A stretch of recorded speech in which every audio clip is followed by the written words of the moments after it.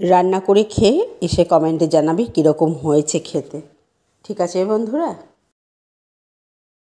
আজ একটা নতুন জিনিস বানিয়ে দেখাবো। এই যে বাটিতে ছোলার ডালটাকে ভিজিয়ে নিয়েছি, এবার ধুয়েও ভালো করে ধুয়ে নিয়েছি, আর সাথে নিয়েছি লঙ্কা।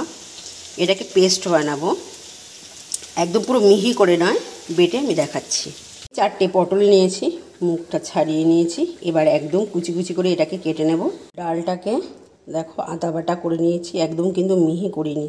এই যে এভাবে ডালটাকে বেটে নিতে হবে। এবার দিয়ে দিচ্ছি লবণ, এবার দিয়ে দেব হলুদ,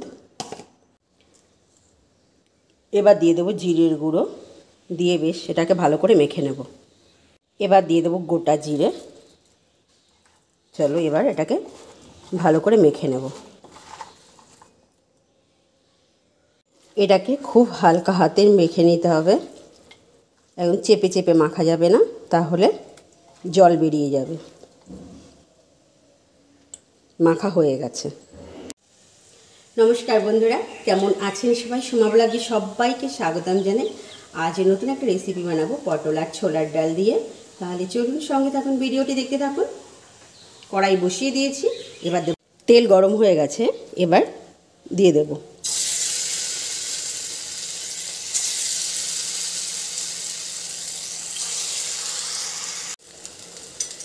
এক পাশ ভাজা হয়ে গেছে, এবার একটু উল্টে দিই।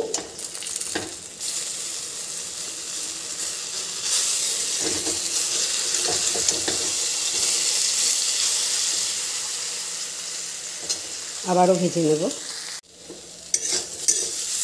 আবার একটু নেড়ে করে দেবো, আর এবার মাঝখানটা একটু ফাঁকা করে নেব। এবার দেব অল্প করে তেল। হয়ে গেছে, এবার দিয়ে দেব পেঁয়াজ কুচি,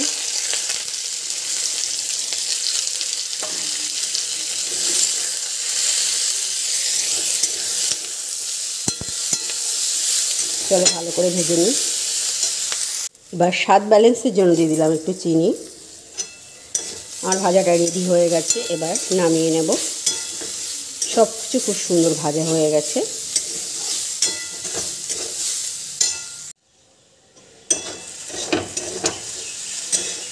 এই ভাজাটা খেলে কিন্তু খুব সুন্দর লাগে, ভাত দিয়ে, বিশেষ করে ভাত দিয়েতে মানে অপূর্ব লাগে। ভাত দিয়ে খেতে, ভাতের সাথে খুব অপূর্ব লাগবে খেতে।